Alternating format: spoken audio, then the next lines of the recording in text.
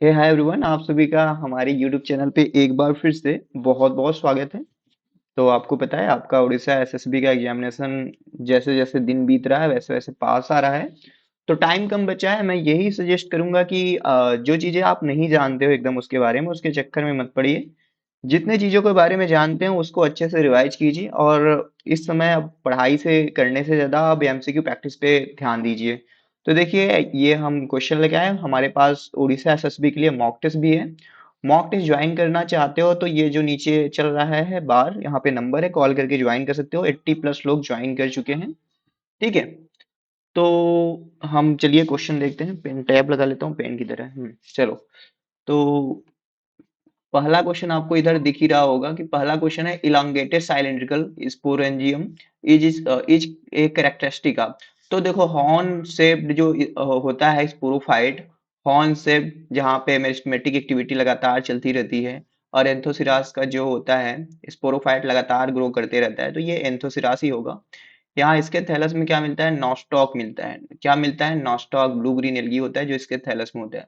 मार्केंसिया के बारे में जानो, इसमें जेम्मा कप मिलता है, एंथ्रीडियोफोर आर्चिगोनियोफोर मिलता है, और इसका जो आर्चिगोनिया होता है ये थैलस पे इन्वर्टेड मैनर में होता है। फ्यूनेरिया के बारे में जानते हो, इसका सीटा थोड़ा मुड़ा मुड़ा होता है, कार्ड मास बोलते हैं, ग्रीन मास बोलते हैं। इस फैगनम को हम बॉग मास बोलते हैं। ओके। यहाँ पे क्या क्या होता है? रिटॉर्ट सेल होता है, वेजिन्यूला होता है, बहुत सारे चीज होता है। सेकेंड वर्ल्ड वार के ड्यूरिंग इसको चोट के लिए भी यूज किया गया था। चैंट्रेंसिया स्टेज कहाँ पे मिलता है? तो चैंट्रेंसिया स्टेज जो होता है बट्रेकोस्पर्मम का कैरेक्टरिस्टिक है। और बट्रेकोस्पर्मम को हम फ्रॉग स्पर्म एल्गी बोलते हैं। ये बट्रेकोस्पर्मम एक ऐसी एल्गी है जो रेड एल्गी है लेकिन रेड कलर का नहीं होता है। और most of the red algae are the marine, मतलब समुद्र में पाई जाती हैं, लेकिन ये फ्रेश वाटर एल्गी होती है। ओके। यूनिएक्सियल थैलस होता है। कारा को देखो हम क्या बोलते हैं? स्टोन वार्ट बोलते हैं। ग्लोब्यूल एंड निक्यूल यहाँ पे होता है। जूस्पोर एब्सेंट होता है। नोड इंटरनोड यहाँ पे होता है। ठीक है। Style jacket layer around the sex organ मिलता है। इक्टोकार्पस में क्या होता है? प्लूरिलाकुलर यूनिलाकुलर स्पोरेंजिया होता है। फ्यूकस फ्यूकस जो है ब्राउन एल्गी है जहां से आयोडीन ये सब निकाला जाता है। फ्यूकस को हम रॉकविड बोलते हैं। देख लेना, रॉकविड या गल्फविड। हाँ, रॉकविड बोलेंगे फ्यूकस को।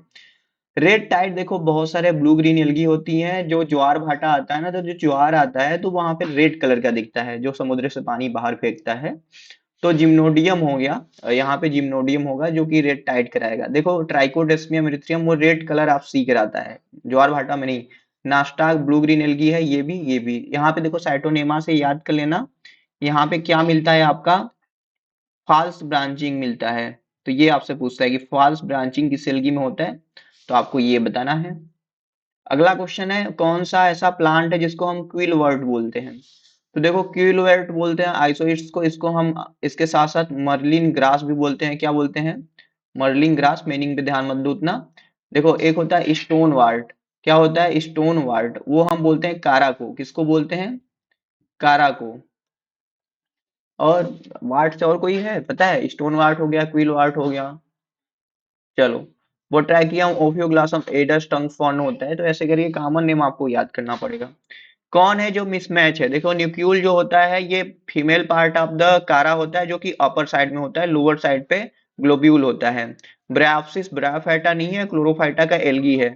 फ्रिस्चियल्ला ट्यूबरोसा जो है ये एमओपी अयंगर ने खोजा था एल्गी। एमओपी अयंगर के गुरु का नाम फ्रिस था, इसलिए इन्होंने फ्रिस्चियल्ला ट्यूबरोसा रख दिया। डिप्लेंटिज्म जो होता है सेप्रोलेग्निया में होता है। डिप्लेंटिज्म का मतलब क्या होता है? एक जू स्पोर होता है। ये एक बार मोटेलिटी गेन करता है, कुछ दूर तक ये तैर के यहाँ तक आता है। फिर क्या होता है? ये रुक जाता है, थक जाता है, फिर से कुछ समय बाद मोटेलिटी गेन करता है, फिर से तैरने लगता है। तो दो मोबाइल फेज होते हैं। तो diplanetism a fungal extract whose from sclerotia जो कि केमिकली अल्टर करता है, हेलुसिनेजिक ड्रग होता है। तो भैया, फंगस से कौन सा निकलता है हेलुसिनेजिक ड्रग? वो जो आपने सुना होगा एलएसडी के बारे में, लाइसर्जिक एथिल डाइलेथामाइड के बारे में। ये मिलता है क्लेविसिया पर्पुरिया से। ये आप जानते हैं, बिल्कुल बहुत ही सिंपल है। हम्म पेनिसिलिन से पेनिसिलियम से पेनिसिलियम नोटेटम से पेनिसिलिन खोजा गया था अलेक्जेंडर फ्लेमिंग ने। ये जानते हैं। लिटमस देखो, लिटमस पेपर जो है पीएच को चेक करने के लिए यूज किया जाता है। रोसेल्ला टिक्टोरिया से ये ऑब्टेन होता है जो कि एक तरह का लाइकेन है। पफ बाइल जो है बेसिडियो माइकोटिना से। सिटरेरिया आइसलैंडिका को हम आइसलैंड मास बोलते हैं, और ये लाइकेन है ना कि। और क्लेडोनिया रेंगिफेरेना होता है, जो कि क्लेडोनिया रेंगी हम रेंडियर मॉस बोलते हैं, और ये भी लाइकेन होता है। अगला क्वेश्चन है आपका, rice crop destroyed in famine of Bengal. Okay, rice crop जो डिस्ट्रॉय हो गया था वो हेलमिंथोस्पोरियम ओराइजी की वजह से हो गया था। और एक होता है आयरलैंड फेमाइन, आपसे पूछता है तो आयरलैंड में किस वजह से अकाल पड़ा था? Late blight of potato, Phytophthora infestans की वजह से। ओके, पक्सिनिया थोड़ा अच्छे से पढ़ लेना, पक्सिनिया का लाइफ साइकिल कैसे होता है, कितने तरह के वहां पे स्पोर बनते हैं। अगला क्वेश्चन है कि ecological state of species being unique specific geographical location, मतलब ऐसे स्पीसीज जो एक पार्टिकुलर रीजन पे पाए जाए, वहां छोड़ के कहीं और ना पाए जाए, जैसे कंगारू सिर्फ ऑस्ट्रेलिया में मिलते हैं ना, और कहीं नहीं मिलते, तो ये होता है इंडेमिक स्पीसीज। इंडेमिक स्पीसीज का मतलब होता है कोई पार्टिकुलर ऑर्गेनिज्म है पार्टिकुलर प्लेस पे ही मिलता है। एक्जोटिक को हम क्या बोलते हैं, जो मतलब ऐसे देखा, एक्जोटिक को हम एलियन स्पीसीज, या हम बोलते हैं जो इनवेजिव स्पीसीज, ऐसे स्पीसीज जो नॉर्मली किसी पार्टिकुलर जगह पे नहीं मिलते हैं, लेकिन वहां गलती से किसी वजह से वहां पे आ जाए और वीड की तरह बन जाए, बहुत तेजी से फैल जाए, तो एक्जोटिक बोलते हैं। देखो ये डे का भी चीजें पूछता है, आप याद कर लेना कि मार्च 3 को हम वर्ल्ड वाइल्ड लाइफ डे मनाते हैं, और 21 मार्च को हम मनाते हैं फॉरेस्ट डे। इन्वायरमेंटल को हम मनाते हैं 5 जून। पॉपुलेशन बनाते हैं 21 जुलाई में भी, तो 21 नहीं, 11 जुलाई। तो ऐसे करके बहुत सारे 28 फरवरी को साइंस डे मनाते हैं, 2 फरवरी को वेटलैंड डे मनाते हैं, 22 अप्रैल को अर्थ डे मनाते हैं, 22 मार्च को वाटर डे मनाते हैं।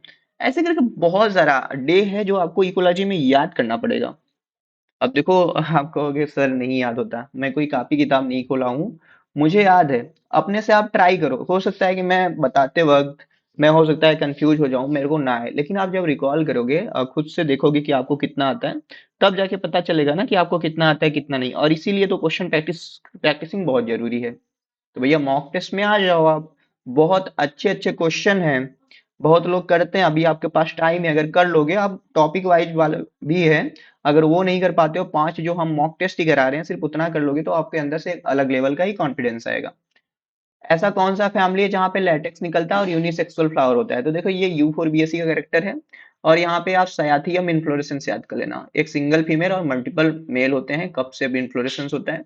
कैरियोफाइलेसिस से देखो आप 3 चीजें याद करना, इसमें डायंथस होता है, प्री सेंट्रल प्रेजेंटेशन होता है, और ऑफ डिप्लोस्टोमस स्टेमेन होता है। रेननकुलेसिस से भी कुछ पार्टिकुलर चीजें, जैसे इसको, इसमें क्या होता है, रेननकुलेस एपोकार्पस कंडीशन होता है, बहुत सारे स्टेमेन होते हैं, और काला जीरा इसी से बिलोंग करता है, निगेला बटर का फैमिली बोलते हैं, ये सारा चीज। आगे चलते हैं। एक इन्फ्लोरेसेंस है जहां पे फ्लैटेंड एक्सिस हो जाता है, सेसाइल फ्लावर बनते हैं, और होल्ड ऑफ इनवॉल्यूकर ब्रैक्ट बनाता है। तो वही ये कैपिटुलम होता है, एस्टेरेसी का करेक्टर है। अम्बिल क्या होता है? अम्बिल देखो एक ऐसा इन्फ्लोरेसेंस होता है जहां पे सारे फ्लावर एक कॉमन पॉइंट से निकलते हैं और एक कॉमन पॉइंट पे पहुंचते हैं, जैसे धनिया हो गया, गाजर हो गया। धनिया गाजर नहीं जानते? कैरोट, कुम्यून, जीरा, ये सब। तो ये है अम्बिल इन्फ्लोरेसेंस, धनिया में होता है।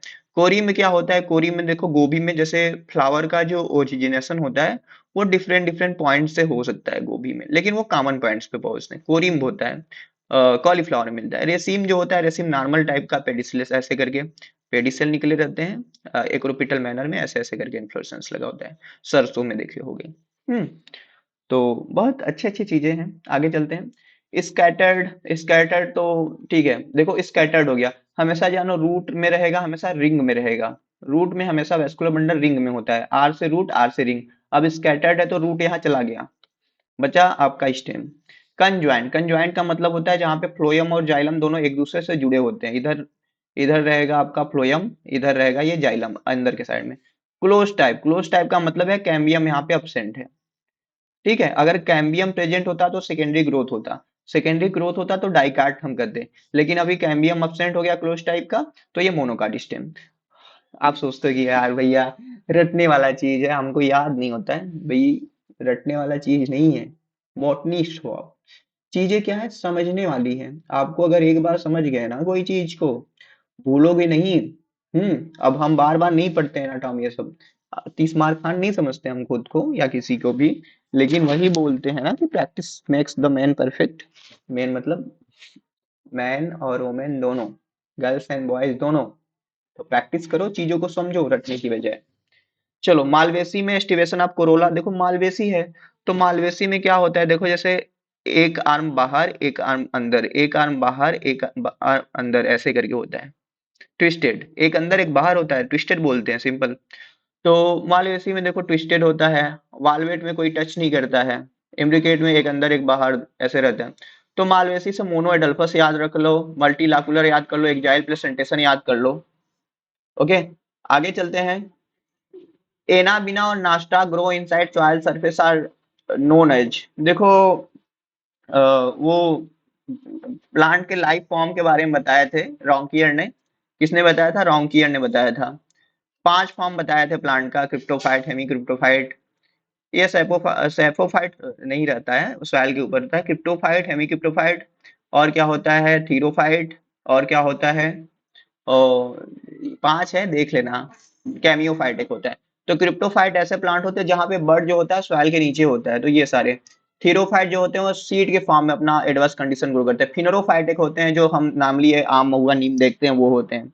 कैमियोफाइट होता है। तो बहुत सारा चीज है जो आपको याद करना पड़ेगा, समझना पड़ेगा। अब देखो यही चीज है कि भैया अनफेवरेबल कंडीशन आता है तो क्या होता है, थिक कवर के द्वारा हाइफी कवर हो जाता है, स्क्लेरेसिया जमिनेट करता है। तो कहाँ पे होता है? ये स्क्लेरेसिया ही बोलेंगे, बहुत सिंपल है। ऐसा कौन सा है जो इनकरेक्ट फॉर द फंजाई है? फंजाई आर यूकैरियोटिक ऑर्गेनिज्म, बिल्कुल सही बात है। काइटिन जो रहेगा सेल वॉल में रहेगा, ये नैग का पॉलीमर होता है, एनेस्टिल ग्लूकोसामीन का, नाम का नहीं। फंजाई जो होता है लैक क्लोरोफिल, इसलिए अपना खाना खुद नहीं बना सकते, बिल्कुल सही बात है। PA Micheli discovered mating type of genetically distinct strain in Mucor, PA Micheli नहीं थे, वो आपके थे, कौन थे बताओ? ब्लैक एस्ली, ब्लैक एस्ली थे जो हेट्रोथैलिज्म के बारे में बताए थे। एप्लाइनोस्पोर, देखो दो चीज है, सिंपल याद कर लेना, एप्लाइनोस्पोर और हिप्नोस्पोर। एप्लाइनोस्पोर जो होता है नॉन मोटाइल थीन वाल्ड स्पोर होता है। एप्लाइनो थीन वाल्ड होता है, क्या होता है? थीन वाल्ड होता है। और एक होता है हिप्नो, नॉन मोटाइल, ये होता है थिक वाल। देखो एप्लानो और हिप्नो में यही अंतर है, एप्लानो और हिप्नो दोनों एक तरीके का ही रहेंगे, लेकिन क्या डिफरेंस रहेगा? एप्लानो में जो थीन वाल्ड रहेगा सेल वाल, और हिप्नो में थिक वाल्ड रहेगा। वाटर इज ऑक्सीडाइज, जब फोटोसिंथेसिस पढ़ते हो, लाइटेशन पढ़ते हो, तो फोटोसिस्टम सेकेंड के पास क्या होता है? वाटर का स्प्लिटिंग होता है, ऑक्सीजन का एवोल्यूशन होता है। सॉइल सैलिनिटी को मीटर करने के लिए आपको कंडक्टिविटी मीटर का यूज करना पड़ेगा। पोरोमीटर का स्टोमेटा का साइज नंबर पता करते हैं। साइक्रोमीटर से ह्यूमिडिटी मेजर करते हैं। पोटोमीटर से ट्रांसपायरेशन के रेट को मेजर करते हैं। ऐसा कौन सा पॉल्यूटेंट है जो जेट प्लेन के द्वारा आपको रिलीज किया जाता है? तो वो एरोसॉल होता है, आपको पता होना चाहिए। ग्रासलैंड में क्या होता है? हाईएस्ट वैल्यू किसका होता है ग्रासलैंड में? देखो प्रोडक्शन जो होता है, ग्रास प्रोडक्शन मतलब टोटल कितना फोटोसिंथेसिस करके खाना बन रहा है, फिर वो जितना यूज करेगा वो रेस्पायरेशन होगा, और जो बचेगा ग्रास प्रोडक्शन माइनस रेस्पायरेशन में, तो नेट प्रोडक्शन होगा।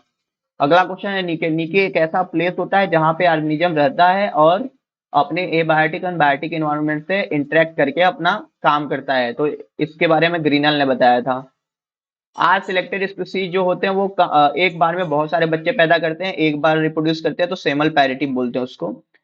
इनकरेक्ट अबाउट यूट्रॉफिक लेक, तो यूट्रॉफिक लेक में जो होगा डिजॉल्व ऑक्सीजन का जो कंटेंट होगा वो बहुत ही कम होगा, क्योंकि वहां पे ऑर्गेनिक मैटर बहुत ज्यादा होगा। अगला क्वेश्चन है, देखो अपेंडेजेस स्मॉल है, कुछ रूल होते हैं। एलेन ने क्या बताया था कि जो देखो जो गर्म जगह पे एनिमल्स मिलेंगे, जो हॉट क्लाइमेट में रहेंगे, उनका एक्सट्रीमिटीज जो होगा वो ज्यादा बड़े बड़े रहेगा। कोल्डर में जो रहेगा छोटा छोटा कान पूछ ये सब रहेगा। बर्गरमान ने बताया था जो ठंडे जगह पे एनिमल रहेंगे वो उनका बॉडी साइज बड़ा बड़ा होगा, जो गर्म जगह पे रहेंगे छोटे छोटे रहेंगे। ठीक है। ट्रॉफिक लेवल के कॉन्सेप्ट को, ट्रॉफिक लेवल का 10% लॉ किसने बताया था? वो लिंडमैन ने बताया था। एल्टन ने पिरामिड के बारे में बताया था। टेंसले ने इकोलॉजी के बारे में, इकोसिस्टम के बारे में बताया था। लवलॉक ने कुछ फिनोमेना दिया था। हाई बीओडी रहेगा, हाई बीओडी मतलब ज्यादा ऑक्सीजन की नीडेड है, इसका मतलब है कि पॉल्यूशन बहुत ज्यादा है। अगला क्वेश्चन, डीएनडीटी क्या रिप्रेजेंट करता है? आपका रिप्रेजेंट करता है एक्सपोनेंशियल ग्रोथ, मतलब वहां पे रिसोर्सेज बहुत अनलिमिटेड है, और इसलिए वहां पे जे शेप्ड ग्रोथ कर्व देखने को मिल रहा है। ड्रेसिना में देखो एम्फी वेसल वेस्कुलर बंडल होता है, यानी फ्लोएम जो होता है इसको सराउंड कर लेता है टोटली जाइलम। फॉर्न में एम्फी क्राइबल होता है। तो इस तरीके से देखो हमने कवर कर लिया। मुझे अभी काम करने जाना है इसलिए जल्दी जल्दी निपटा दिया। कोई दिक्कत नहीं है, चलता हूँ, मिलता हूँ आपसे नेक्स्ट वीडियो में। चैनल को सब्सक्राइब कर दो ना, और वीडियो को लाइक भी कर देना। Thank you for watching this video.